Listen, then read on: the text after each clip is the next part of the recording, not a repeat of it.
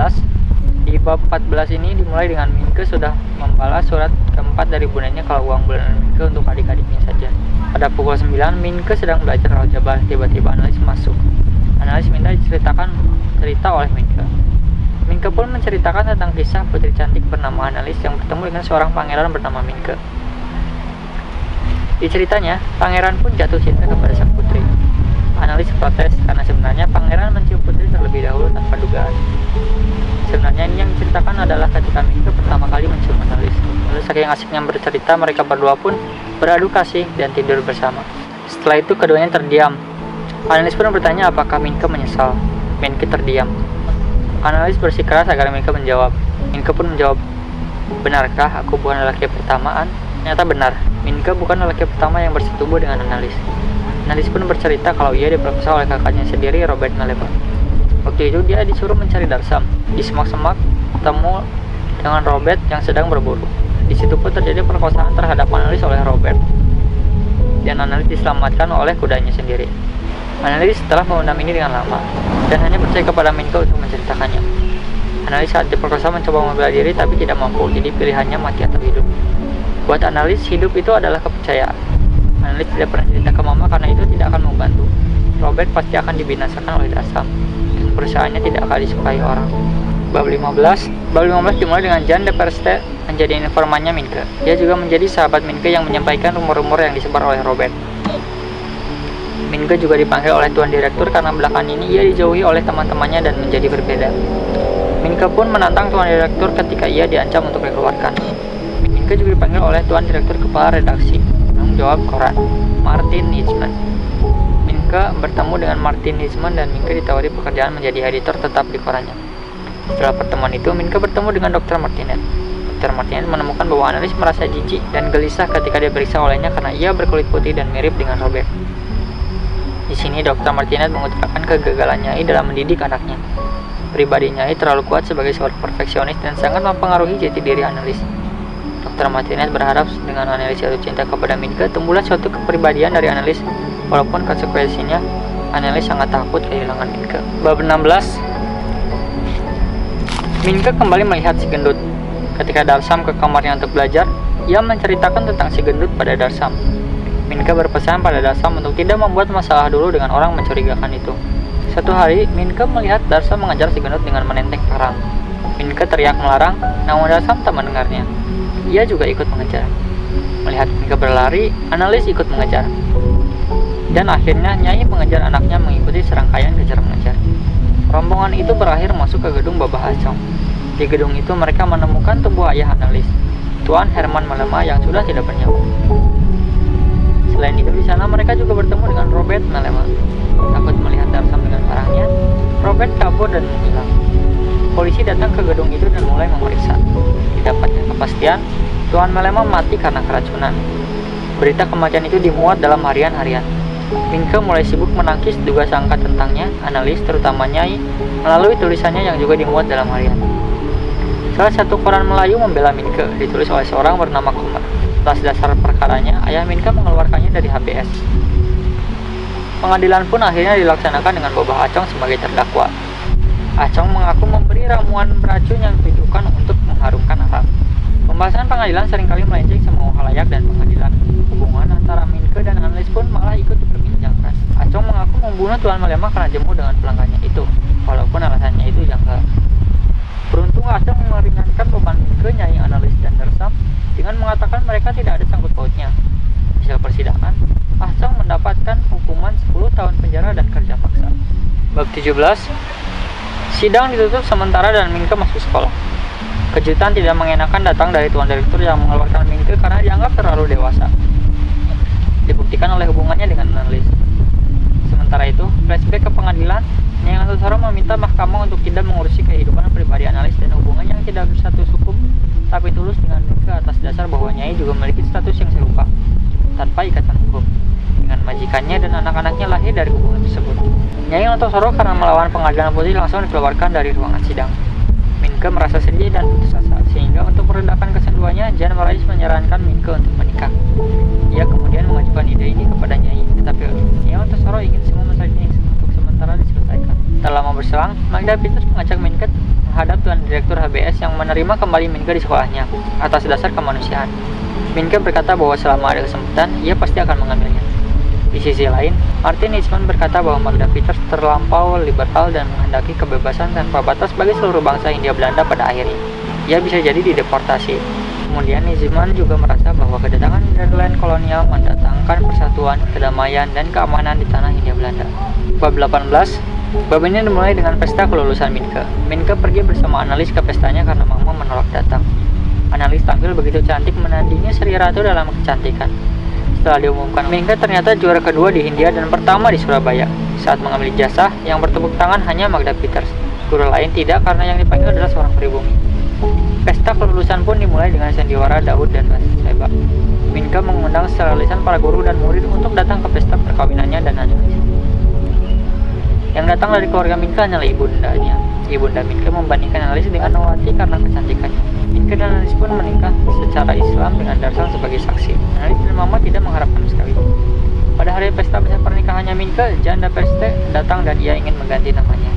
Dia tak ingin keluar dari Jawa karena dia merasa kalau dia bukan Belanda ataupun Indo dan dia tidak senang dengan nama de Perste. De Perste sendiri artinya adalah yang berani dan Jan de Perste sendiri mendapat nama itu karena dia diangkat oleh keluarga pendeta de Perste yang tak punya anak. Dia tidak suka namanya karena Jan sendiri adalah seorang penakut, jadi namanya memberatkan dirinya sendiri. Dia pun sampai kabur dan loncat dari kapal yang menuju Eropa untuk tetap tinggal di Jawa dan membebaskan diri dari namanya yang menyiksa dia. Sebelum pesta resepsi, Ibunda Minke mendandani dia. Ia ingin agar Minke tampil seperti anak dewa, menjadi satria Jawa karena pada saat pernikahan, leluhur Jawa akan melihat. Ibunda Minke pun sempat sedih karena Minke sudah lebih keeropaan daripada Jawa. Setelah selesai dirias, Minke diberi wejangan syarat-syarat satria Jawa yaitu Wisma, wanita, turangga, kukila, dan curiga. Wisma adalah rumah yang menjadi tempat kepercayaan sesama untuk meninggali rumah itu. Wanita adalah lambang kehidupan dan penghidupan, kesuburan, kemakmuran, kesejahteraan. Turangga adalah kuda yang dapat membawa penunggangnya kemana-mana. Kukila adalah burung, lambang keindahan dan kelanggengan. Curiga adalah keris, lambang kewaspadaan, kesiagaan, keperwiraan, dan alat untuk melindungi syarat-syarat sebelumnya. Lalu pesta pun dimulai dan para undangan pun mulai datang pada jam 7. Dari sekolah Minke yang datang hanya Magda Peters, mewakili Tuan Direktur dan para guru lain. Dr. Martinat bertindak menjadi membawa acara menceritakan kisah cinta Minke dan Annelies. Ia juga menceritakan lukisannya yang terus yang dilukis oleh Jan Marais dan menjelaskan kalau ia adalah wanita cerdas, mertua Minke.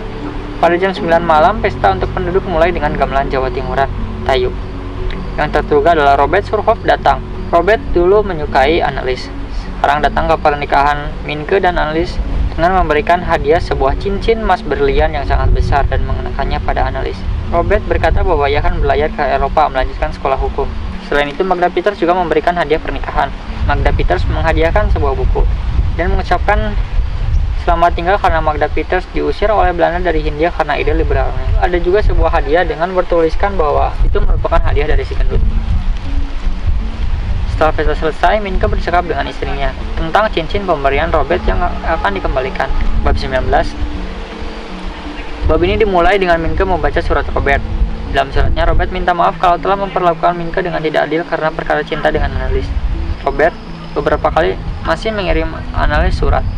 Robert pun meninggalkan Hindia karena ia belum rela kalau Minke menikah dengan Annelies. 20 hari setelah perkawinan Minke, ia mendapat surat dari Kolombo. Magda Peters memberitakan kalau Robert menjadi kelasi kapal dan ia sangat malu.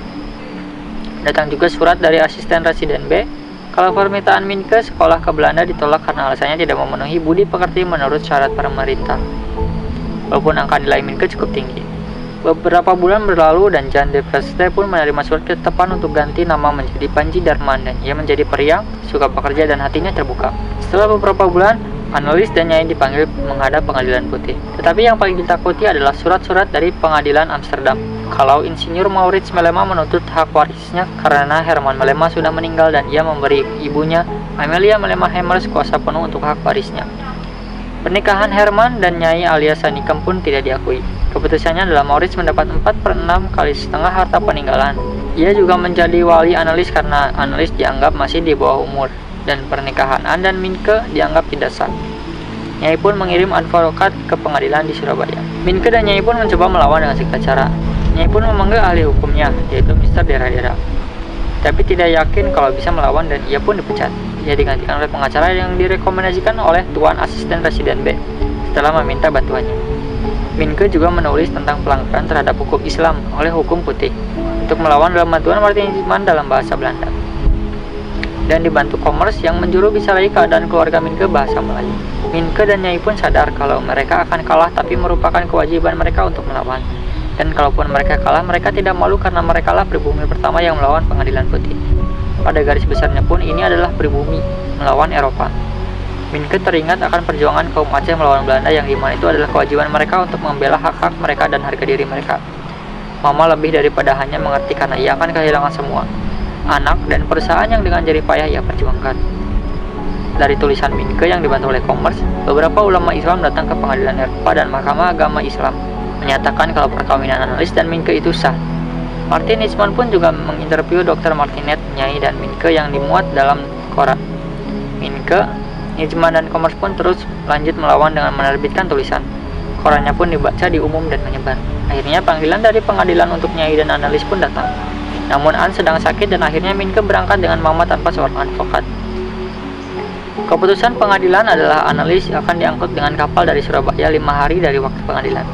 Hakim dengan dingin tidak menghiraukan penyangkalan Nyai dan langsung meninggalkan ruang hakim. Keputusan ini pun memicu amarah banyak orang dan golongan, sehingga rumah Minke pun didatangi rombongan Madura bersenjata. 2 regu Feldpoliti datang dan karena mereka tidak kompeten digantikan oleh pasukan khusus Maresos. Rombongan Madura itu pun tidak takut untuk menyerang. Rumah Minke pun dijaga oleh Maresos dan tidak ada yang boleh keluar atau masuk. Dr. Martinet pun tidak boleh masuk padahal analis sakit. Pada sore harinya, analis mulai sadar sedang berbincang dengan orang totok Eropa dan Nyai tidak diperbolehkan mengantar analis. Minke pun memberanikan diri untuk berbicara dengan analis mengenai keputusan pengadilan kalau ia bakal diasuh oleh Maurits dan pergi ke Eropa.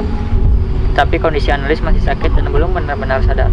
Nyai pun memerintahkan Panji Darman mengurus rempah-rempah berlayar menemani analis ke Nederland. Minke pun akhirnya berbicara dengan analis kalau mereka kalah dan analis akan berlayar ke Nederland. Analis pun tidak menanggapi. Saat mendongengi analis, Minke jatuh tertidur sambil memeluknya. Ia pun terbangun karena merasa analis telah memeluknya. Analis pun telah sadar dan membaik. Bab 20.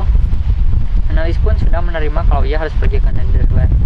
Ia akan pergi dengan koper yang Mama dulu pakai saat kecil. Koper ini melambangkan pergi dan tak akan kembali. Analis merasa kalau ia mengalami apa yang dulu mamanya rasakan, pergi secara dipaksa. Minke dan Nyai pun sadar kalau mereka sudah kalah saat analis pergi dari Boerderij Buurtzorg menuju kereta Government pada pagi hari untuk berlayar ke Nederland. Analis didampingi oleh Maresos, dokter pengadilan, dan perempuan totok Belanda sebagai pengasuh. Minke dan Nyai pun sadar mereka telah kehilangan segalanya, harta dan seseorang yang sangat berharga. Dan dengan kepergian analis dari Hindia Belanda, berakhirlah buku Bumi Manusia.